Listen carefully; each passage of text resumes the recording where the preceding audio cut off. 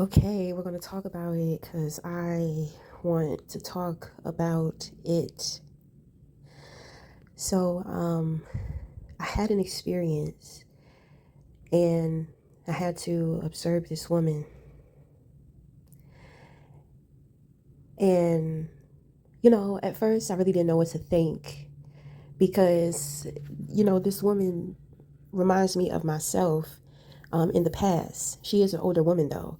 But she reminds me of myself in the past, and then she kind of reminds me of some of the older women that I have encountered throughout of my life. And I don't understand when it comes to women. You can try to be as independent as you want. But remember, independence is a mindset. It's not necessarily about the doing. And I mean, as a woman, when we don't maintain some type of balance within us, we may be stronger in other areas, but weaker in others. So, to where you may have a housewoman and she's stronger in nourishing her family, growing her family, um, protecting her family, like keeping the home at ease. She's the glue to relationships, blah, blah, blah. Right. But she's not pulling anything in financially. So then you have the career driven woman to where she's pulling in things financially, but she does not make a good partner. And it's hard to get close to her heart because she has worked for everything that she has. And she's not going to let, a man come in and, sabotage everything that she has worked for. So she's not going to be that nurturing, open, caring, trustful, faithful. And when I say faithful, I'm not talking about infidelity. I'm just talking about a woman who can just go with the flow of life and take charge when she needs to. So if you think about it, it's kind of like as women trying to find our footing in a world that is predominantly dominated by men. And men will always try to keep you at a limit. It doesn't matter how much you have, what you got going on for yourself. If you got good men around you that protect you, that in every way, then you're good. Like your father, a good uncle, a good brother or something, then you're good. But it just kind of seems like in my observation throughout my whole life, because I've been trying to figure it out, and I just came to the conclusion that independence is a mindset.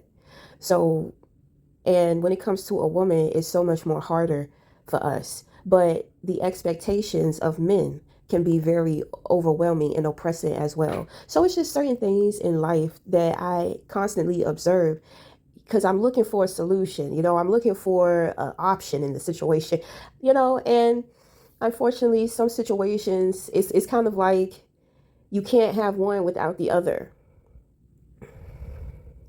So in a way, you have to choose. And in choosing, you're losing something. And don't get me wrong, because some women who cater more to home, they also work too. Okay. But the thing is that, these are the women to where you see them at jobs like Subway or Twisted Crab. They're working there, but they got them fat ass rings. They got them fat ass rings on their finger. So you know that they're there because they want to be there. And I mean, of course, life be life and maybe going through financial hard times and got to help out the husband, whatever, whatever. But when you see that fat ass ring, it's kind of like, that she's, she really don't need to be here. She wants to be here because there's space and time in her life. Maybe there are things that she wants to be able to do for herself financially. Maybe she wants to be able to contribute or something like that. But I say all of that because there are many different things to consider when we bounce back and forth between what makes a woman independent. And it to me, I'm going to be completely honest, it always boils down because I don't care how long a woman is independent. It gets to a point to where her ass start breaking down, talking about she wished she had help, she wished she had a man. That is the goddamn truth. That is the most consistent, you know. And what I see women to where they have men that want to put them in positions that are beneficial to them, but the woman, it's like it doesn't cater to her ego. It doesn't bring her self-satisfaction, or it doesn't bring her self-worth for herself. So she rebels. She goes out into the world. Now she's like this career-driven woman. You know, In the beginning, it was all good. Like when you're thriving and the benefits of everything is flying through, and you're on high times, you're at your prime, you're at your peak, you look around, you feel proud of yourself, can't nobody take nothing from you, blah blah blah blah blah. But even after that high comes the low, because a bird can fly high, but it still has to come down to drink the water. So so I'm just like, I cannot be the only woman who sees this. And I cannot be the only woman who is not in denial about her truth. Because yes, I am being provided for, I'm being taken care of. But best believe it come with some strings, and it's not, maybe if we was in love things would be different. But it definitely comes with some hardships. It definitely comes with needing to build self and build character. I feel like that's for any woman in any situation.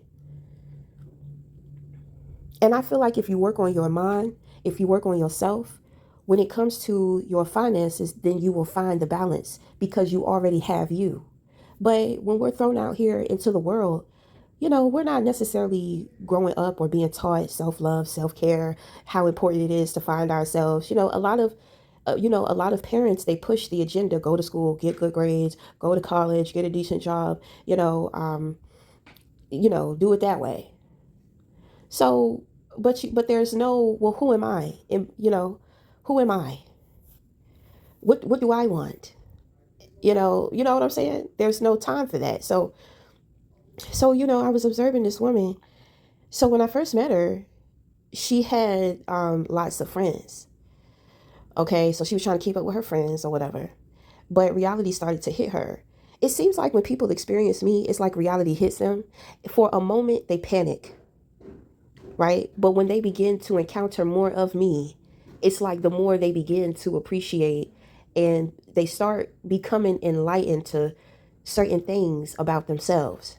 I'm trying to tell you, sometimes they be feeling so full of themselves, they start projecting, you know, they start projecting. Because this woman, I could tell, there are certain things that she don't want to say, like she's scared to say, but she tried to project that onto me, right? So of course, I didn't say anything because I'm observant. So I said, look at that. Her ass funny. So, me personally, I think she's a good woman. And I think that she has more to offer, but life is calling for her to focus more on stability and practical. She has like side hustles, and she can definitely bust out those side hustles, but the side hustles are not going to be as consistent as she wants them to be, because she know how to do a lot of things, and she doesn't have the help or the support. Like, she doesn't have a team of people to where she could be at work and then her team is working on her outside projects, putting her stuff together, helping things to move, from that stream of income. So I'm just like, she's in a transitional process of her life, and I understand why God has me here, and you know um why certain things are happening. So sometimes, I mean, I feel like I can observe things, and what I will do is I will address people in the spirit, you know and when I observe them in the spirit, the next time that I encounter them, there's something different about them, as if they have come to some type of realization. you know because I could tell, like, this woman, like, there were times to where she was trying to be negative, but you need help and you need people. You don't have time to be negative. Like, who you used to be when you had your friends and all that type of stuff, that was then. This is now you're back to reality. Now you realize, okay, I don't have it like that. So you get frustrated and you get upset, because in a way you feel like, to me, I think it's a disappointment when people realize something. It's a disappointment, like, how did I get caught up in that way of thinking, that way of living, that but human beings, we are naturally influences over each other, so it really doesn't matter. But with her, it's like, with her encountering me, I love, like, I'm proud of my position. You can see the gratitude, you can feel it off of me. And There are times to where it's like she wanted to experience anxiety, but I wasn't allowing her to do that. When she's away from me, she experienced a lot of anxiety, but when she's with me, right? Which means that there's a light inside of me that she sees that is reminding her of who she is. And this is how the reflections work. And because I know what I'm capable of and what my energy can do, I made sure anytime that I was around her, I was mindful of the things that I would say, the things that I would do, because in the beginning it was kind of rough. She kept trying to compare, oh, me too. Oh, me too, me too. Oh, I didn't even get a chance to talk before I kept getting interrupted by, oh, me too, me too, me too. She's very competitive with her friends. So in a way, it's like she's bringing all of that to our friendship. Well, what I thought was going to be our friendship. Okay. So it was just an experience, which is why it didn't turn into anything more. Okay. So, I'm thinking to myself, you want to be taken care of. Why are you putting so much pressure on yourself to do things and to create a life that you don't want? And it's obviously causing you stress. I'm not going to be in your life forever. So this moment in time and this clarity that you are receiving, I hope that you receive it and you take it with you and you allow the seed that I'm planting inside of you grow. I understand how it is for a single mother. You need help, you need assistance. But at the same time, and that's what I'm saying. Because I just be feeling like a lot of the times women be fronting. And then sometimes it's not a front, it's just not knowing what they want. They just see what the next woman is doing. So it's kind of like, well, what she got going on, what she's doing is liberating her. I want that same type of liberation. You don't know how to find it for yourself, so you try to go in the way that somebody else is going. But if it's not for you, if it's not the way you're supposed to be going, then that is not going to work out. So at the time, she had a boyfriend. And when she told me that, I'm just like, well, I guess her boyfriend, they had different things like going on. I have a feeling that it was some stubbornness. I feel like he wanted her to move with him and be with him and he take care of her, but she wanted something else. During the time, she may have wanted it for real and wasn't going to let him stop her or whatever, or she could have did it out of rebellion. Either way, where do you end up? Back at square one, to where you want that person to take care of you. It gets real sticky because when people are poor, right? And I'm going to say spiritually, but also spiritually poor, but kind of in poverty. So spiritually poor is kind of like you cannot create connections because you are so needy. Everybody that you meet, life is so hard and life is so challenging. So if you're going to encounter anybody, it can only be somebody to where they can be beneficial to you.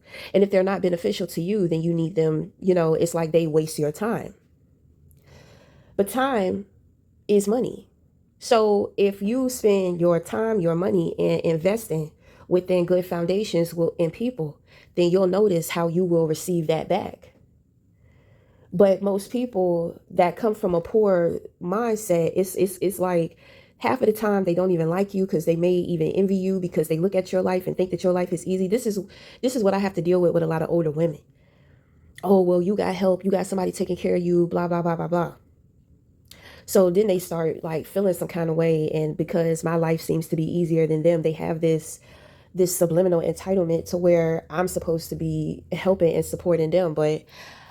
And I picked that up from when I was dealing with this woman too. I was like, oh my goodness, audacity is high up in this vessel. You know what I'm saying? So, but at the same time, when we're struggling, we're kind of living a life of panic. Like I said, she was dealing with the anxiety. Okay, she didn't really care for me. She didn't really like me. She thought that she was going to be using me, but she didn't understand it was an experience. So to where she thought I was going to be around a lot longer, she realized that I wasn't. She had got cut off. So all I can do is just wish her good luck, like on her journey, and hope that she will nurture the seed of truth, her truth. But my thing is, I think it's when she puts herself, it's kind of like she'll be in a position to where she's being taken care of. Then it's kind of like after some time she'll get bored with that and she'll want to get back out into the working world. Then when she get it back out into that working world, then she starts building up, that old mentality. Now she thinks that she's too good for her man, but forgetting that her man is her support system. You know how women want to break free when they get a little something more for themselves, and then it's kind of like, oh well, I can do better. I can do better than you. I can do better. Well, if you felt it, if you thought that way in the first place, why are you with them? Because you're with them for a reason. And that's what I'm saying, like the poor mentality. It's not a place of love. It's reason. I'm like, do she really love her boyfriend, or do she want him because she want him to help her? Or do she want to help? Her family she expected more from her family, but after some time, she's become a burden. She had her group of friends, but then they start making her feel bad because it's like, girl, you can't keep up with us. You always are in need. People get tired of that. So, of course, when I talk to her, I just keep her encouraged with being independent, putting yourself in positions to where you can hold yourself up. I understand what it's like having to take the bus and all that. Even when it comes to the lifts, when I was working at the funeral home, I had got off. I had to take a Uber. I think I took one there and back. And when I did that, I mean, that was $40. $40 in a day just for transporting from home to work. You can get a 30-day bus pass for $70. The only thing you're going to be paying for is time and convenience.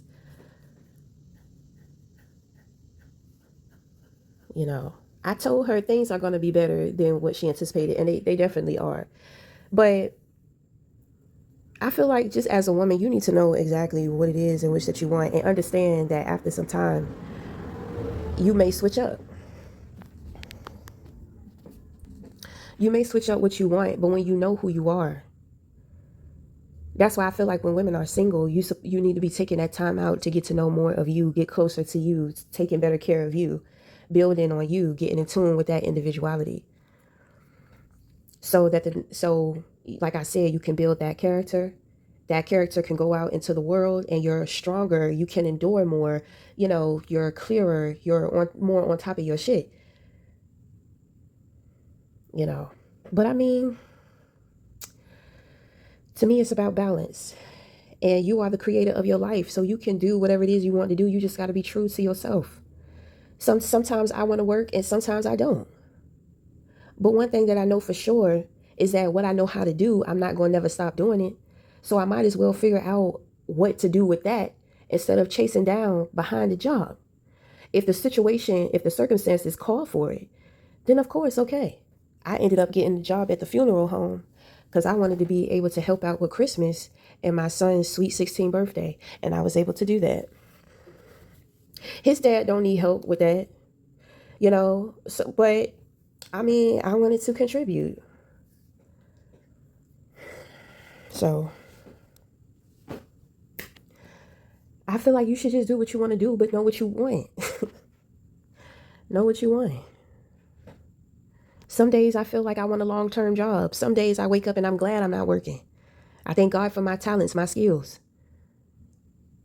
It's about what you want.